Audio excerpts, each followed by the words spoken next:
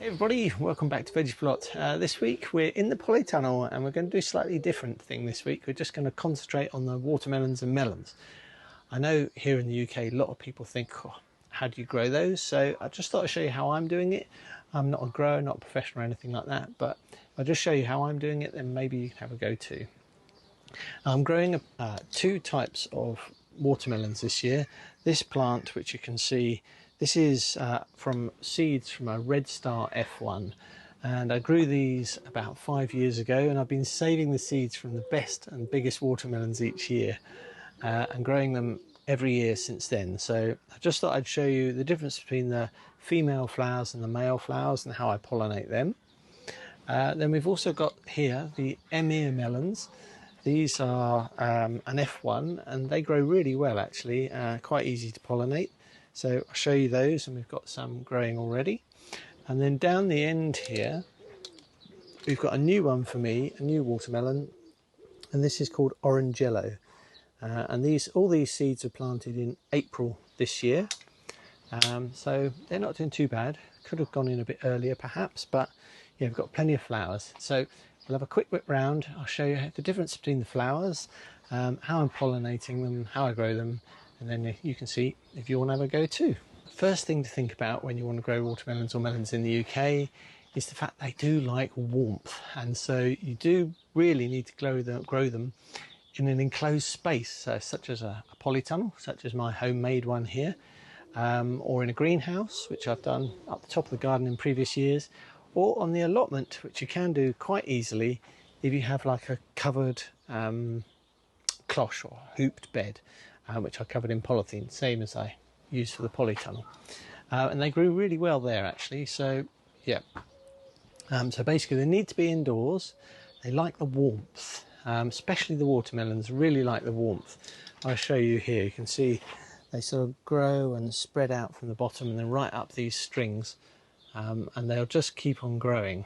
But they really like the heat. They also like having quite a moist atmosphere. I think that really helps. It helps dissuade red spider mite and things as well apparently, but you probably can't see the top of my polytunnel. It does collect quite a bit of moisture in here, and I think that's because we're at the bottom of the garden. It's quite damp. There's a pond just over the hedge, a neighbour's pond, and there's just a lot of moisture in the soil here, and it comes up through the base of the polytunnel. And yeah, so I think if you grow them in UK, you might need to put buckets of water in your greenhouse or polytunnel or something if it doesn't, if it dries out really a lot, because I think that just helps a bit. Anyway, right, let's have a look at these Red Star F1s first, shall we? So you can see we've got some little baby watermelons coming. We've got one here, one bigger one down here, and we've got another one over here. So yeah, all of these have been hand pollinated. So I'll just switch cameras. I have to try and film the other bit on a phone because I can't get very close on this camera. And I'll show you the difference between the male and the female and how I pollinate them. So I'm on the other camera now, I'm on my phone now, so apologies if the picture or the sound is a bit different, but let's have a quick look. This is, I should say, a female flower.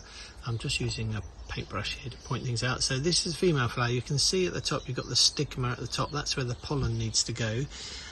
And then underneath here you've got this tiny fruitlet. It's basically that's an ovary, and that's which holds all the seeds, all the ovules and things. So what you do is you need to get the pollen onto the stigma at the top, and then the stigma, the pollen, sorry, will make little tubes and will go down through the stigma, through the style, into the ovary, find the ovules and fertilise them.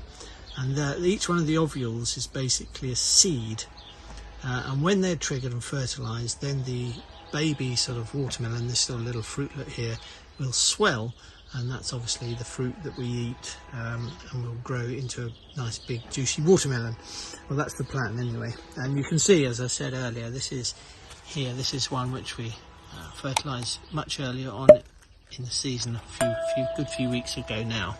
And then we've got another one here which is sort of on its way, and I think up the top here you can just about see there's another new one coming. I find that on most watermelon plants, for me here in the UK, about 1, maybe 2 is best. I basically can't ripen any more than that on a plant at the moment. I think it's just a matter of heat and the season. So right, let's have a look at the male flower. This is a male flower. You can see it's completely different. These anthers on the top have all the pollen on. Don't know if I can get close enough to show that. Does that help? Just like that. And if you look underneath, there is no ovary underneath. There's no sort of fruitlet underneath the main part of the male flower. And so what we need to do is we need to get the pollen from these anthers over onto the stigma here on the female. And because we don't get many insects in here, I find it's best to do it by hand. Right, there are 2 ways we can do this. I prefer generally to actually pinch off the whole flower, the whole male flower, and use that. But you can also use a tiny paintbrush if you like doing it that way. So basically, if you get a little paintbrush and you just brush up the side of these anthers. I don't know if I can get it to focus. Bear with me a second. There we go. You can see on the end of the paintbrush there, we've got tiny little pollen grains. And what we want to do then is brush these onto the female stigma and the female flower.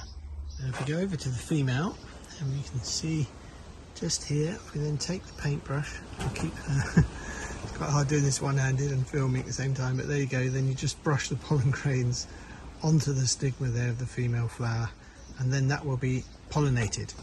But as I say, there's another way of doing it which I prefer to do, and that is to actually nip off the whole flower. So I just nip off the male flower, and it's quite good actually to do this sort of around midday, not first thing in the morning, because I find that things just seem to work better a bit later on in the day. Not at night, because what will happen is your flowers will dry up, and I don't think the pollen is so viable. So sort of midday is sort of the best time, I find. And so what we do is then we take it over to the female flower and we dab it onto the stigma, and I'll just put it on tripod and show you how to do that. We get the flower, we peel back the petals just very carefully. Right, just like that, so you can see all the pollen on there, and then basically, yeah, just what I do is just dab it all over the female flower to put as much pollen on there as I can. And they do say that, you know, every male flower can do about 4 females, but I've found that I've always got plenty of males in proportion to female flowers. So, and then that one's fertilised.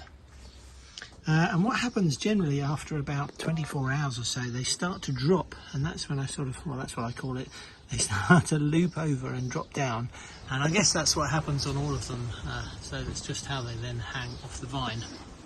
Right, let's go and have a look at the orangello, because I think I have one female here which needs pollinating. Yeah, you can just see in there, so that one needs doing. So I'll get on and do that, and then what we'll do is we'll have a quick look up here at the emir melons, because I've got 2 young females here which need pollinating, and they're slightly different how I do these.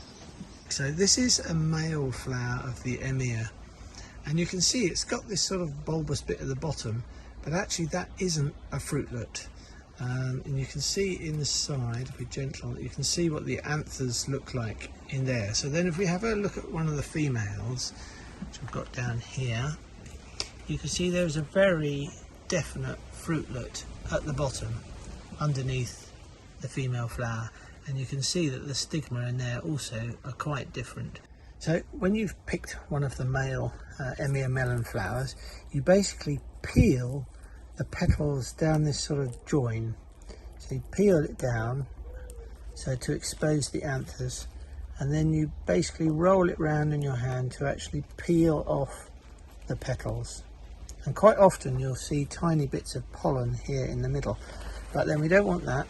So you take the anthers here now with the pollen on and the female flower, and you basically need to rub, or dab, whatever you want to call it, all the pollen you can get off the male anthers onto the stigma.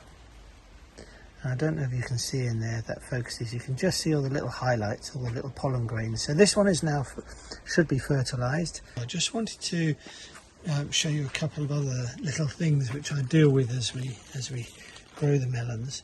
So you can see here we have a melon here which I've just pollinated, and then we've got another one coming almost straight away up here. So basically what I do is I nip these little second ones out, because the likelihood of me being able to get two of them to sort of ripen on this little side branch is slim to none, I would think. So you can see all the pollen in that one, I think, if we get it to focus. Yep, just there. So I'll take the second one off, and once this has grown a bit more, I'll probably take the tip out and just leave 2 leaves, because we don't want this to keep wasting energy on growing this side stem.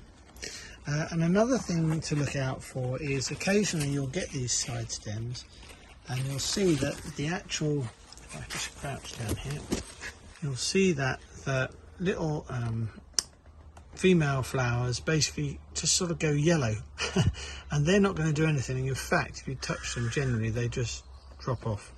They're just not going to do anything. And I'm not quite sure why that is. If there's any experts out there, I'm sure you can tell me. So what I really do, this sort of side branch, because I've got several pollinated females on here already, what I do is just get some scissors and I'll just, he says try and do it one-handed, nip that off. In fact, here's a side branch, that one's pollinated, and I've got 2 leaves, and then I've taken the tips off. And that's generally how I work through the plants growing the melons. Right, that's got most of the pollination bits out of the way. Let's have a look at the soil and the pots that I'm growing them in this year. In fact, I'm growing in a few different places. So we've got these large sort of 40 litre tubs, and these are filled with like a topsoil mix that I had when I created the polytunnel a few years ago. But also I've top dressed them with sort of like a horse manure compost. Can't remember who makes it. I'll put a picture on the screen if I can find it. But they are quite hungry plants, and especially when the melons and the watermelons get to sort of say walnut size, golf ball size, then you want to start feeding with a high potassium feed. You can pick it up in your garden centre or online, I would think, but yeah, that helps all the fruits swell and grow really nicely.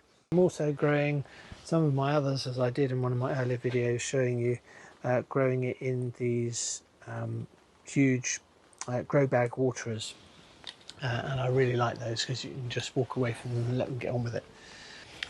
So as I mentioned earlier on in the video, these were all sown indoors in April. I think I've got the exact date on this label somewhere. On the 23rd of April. Probably could have started them a bit earlier, I think. But yeah, if you start them in April, nice and early, and indoors, they need the warmth to germinate. So I think these were all sown and germinated on a heat mat or on a warm radiator, actually. That does the job just as well. And when they get to sort of about 3, 4, maybe 5 proper leaves, then they can all be planted out. And I think these were planted out probably around the end of May. I've got it all written down somewhere, I just can't remember off the top of my head. Around the end of May, but you've got to make sure that it's quite warm here where you're going to grow them, because if you had a frost, for instance, that would kill them. But it's very cold. That can really halt the growth and potentially kill them. So you have to make sure that you're getting some nice consistent warm weather, and it's quite warm at nights too. Another thing to sort of be aware of is watering. When the plants are very young, watermelons especially, don't want a lot of water around their roots. It can cause them to rot, and it's only when they start to fruit up, like this one here, that they do require lots more water. But if you overwater your melons to start with, they will actually perish. You may have noticed, some of you eagle-eyed ones here, that I've got a couple in this tub, and this one was lovely and perky this morning, but the heat has caused it to wilt. And this one here has been wilting since yesterday, so I'm hoping it hasn't got some kind of infection or something like that, but I think it's just the heat got too hot for it. So this is a real shame, because I think one of my largest and best looking melons is on this one here. So I'm really hoping this plant can pull through. But yeah, if you'd noticed that, that's what's going on with them. So I think the last thing to just mention is don't try and grow too many melons on a plant if you're here in the UK. It's just, I did it one year, several years ago, and I had dozens of melons, but they were all quite small, not very big. So I now aim for about, say, 2 to 3 melons per plant, so and about 1 to 2 watermelons per plant. It really all depends on the season, but if you're trying to grow too many, they just won't ripen in time, and the plant also can't make them, big enough, and so on and so forth. So I aim for about 2 or 3 for the little melons, these, and for about 1 or 2 on the watermelons.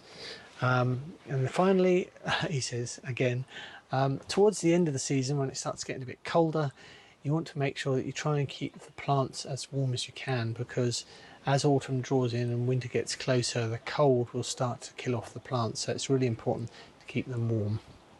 From me and the Polytunnel, hope you've enjoyed that video. Hope you found it helpful. If you've got any questions, do let me know. And obviously, if you are a professional melon grower or you know more than me, please do let me know how I can improve stuff. But yeah, so far this year, all looking good. Bye for now.